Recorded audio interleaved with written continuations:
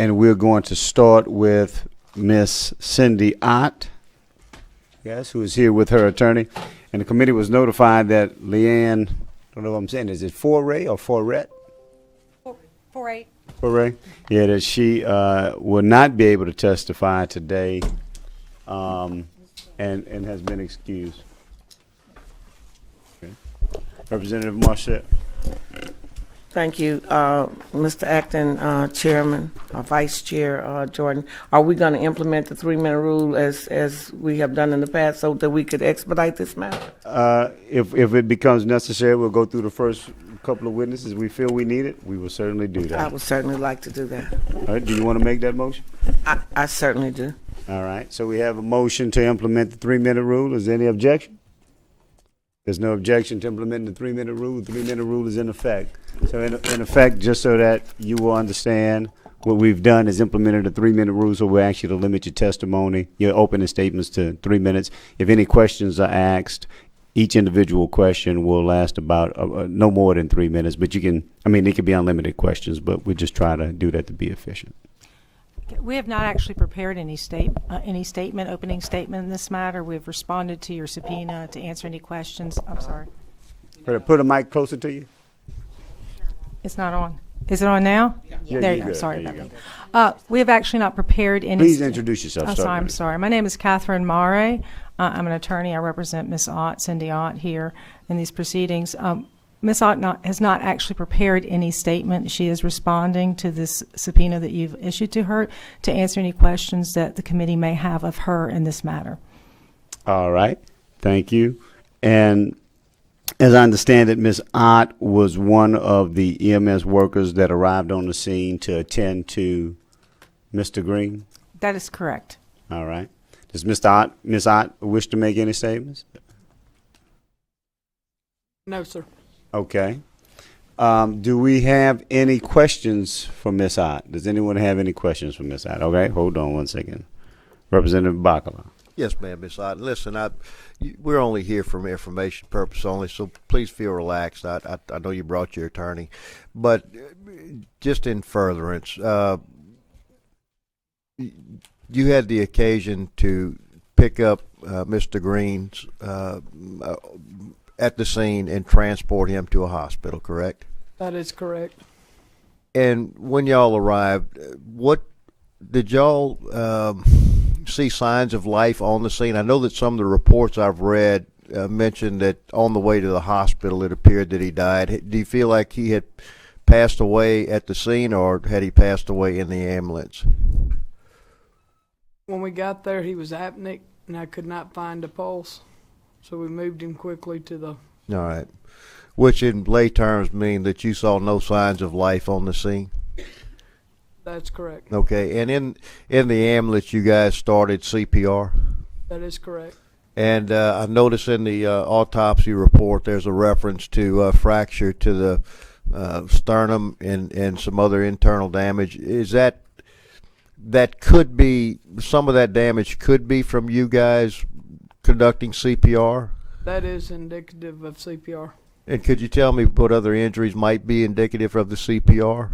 You could have lacerated liver, punctured lung. Right.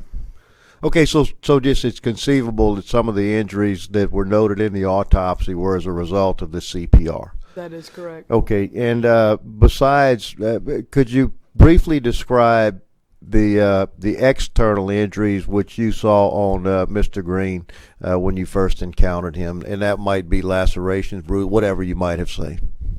His face was covered in blood. There was some lacerations to the face and forehead. Also noted blood to the left side of his head, as well as he had tree bark noted in his hairline to the left side of his head. Okay. Is there anything else that you might, and I'm under the 3-minute rule, so I'm trying to go quickly. Is there anything else that you recall that might be of interest as we have this inquiry going forward? No, sir. Okay. Thank you. Thank you, Mr. Chair. No problem. Representative Marcel. Thank you. Thank you for coming today, Ms. Ott.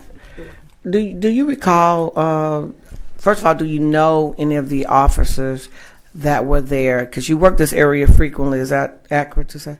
Yes. Okay, well- I knew the two parish deputies, And who were they, ma'am? Chris Harper and Cade Nolan. Chris Harper, Uh-huh. and who else? Cade Nolan. Cade Nolan. And how long would you say it took you to get to the scene from the call? Do you know? From the time we were dispatched to on scene was 20 minutes. 20 minutes. And so you all left the scene and went straight to the hospital. Yes, ma'am. And what's that distance? It was 17 miles, and it took approximately 22 minutes. About 22 minutes. And you've already said that you saw lacerations and his face was His face was covered in blood. covered in blood. Anything else you noticed about his body? He had, we removed taser probe from the left chest wall, left wrist, as well as the left lower back. Okay, so can you slow down and tell me where were those taser? Left chest wall, Okay, left wrist, okay. and the left lower back. Lower back. Yes, ma'am. And so you've seen that quite frequently when you get to the scene. Have you ever seen that? We have seen people that's been tasered. Yes. So it's common to see them. It was on the inner side of the wrist, like in a defense. You don't remember? Honestly, I couldn't tell you. Okay. It's been too long. All right. Well, thank you. Thank you for your testimony again. Thank you for coming. Thank you, Rep. Marcel. Representative Villio. Thank you, Mr. Vice Chair. Good afternoon, Ms. Ott. The only question I have, and it's not far off the lines from Rep. Marcel, do you by chance have a list of the officers who were present on the scene when you arrived? Is that something you would have or make note of in your report, the names of any individuals on the scene? No, ma'am. We just list the agencies like Union, Louisiana State Police. Like, the only reason I knew the deputies were because I worked with them. Sure. Thank you. I have no further questions. Excuse me.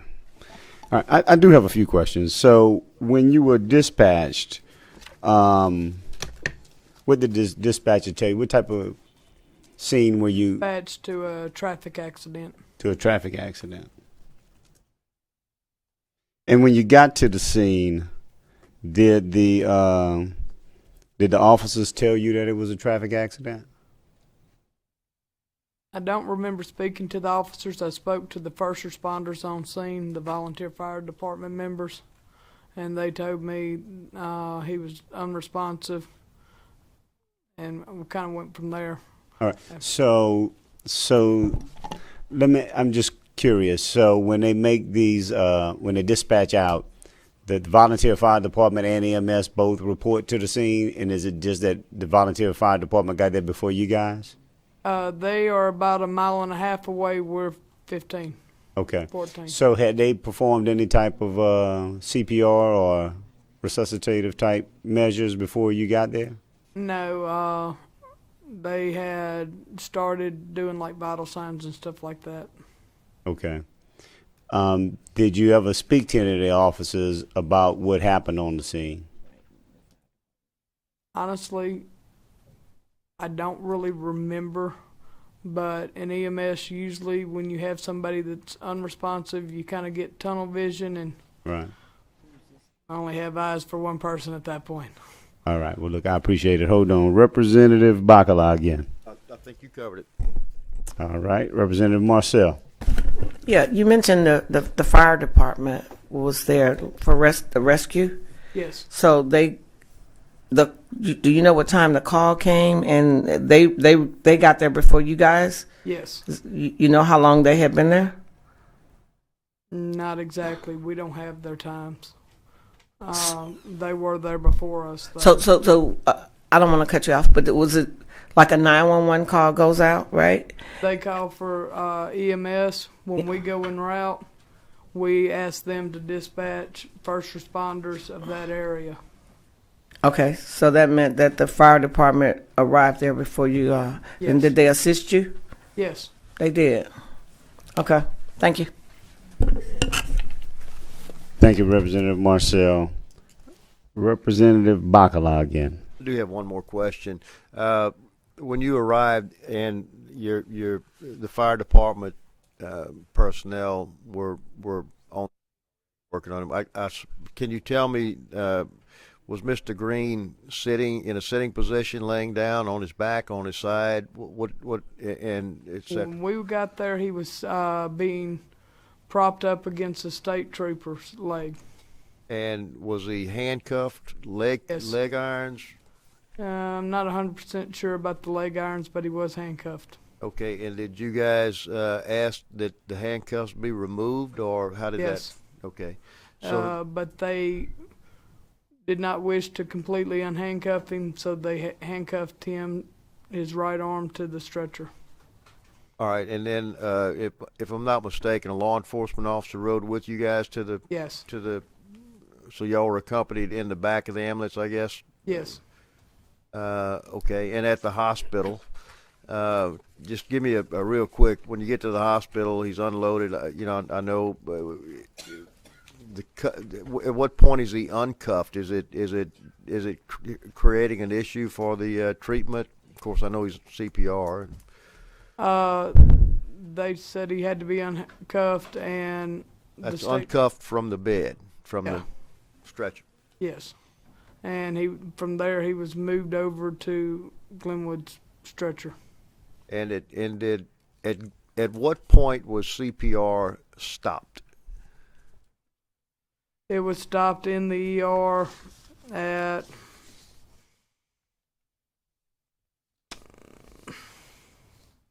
had that time somewhere.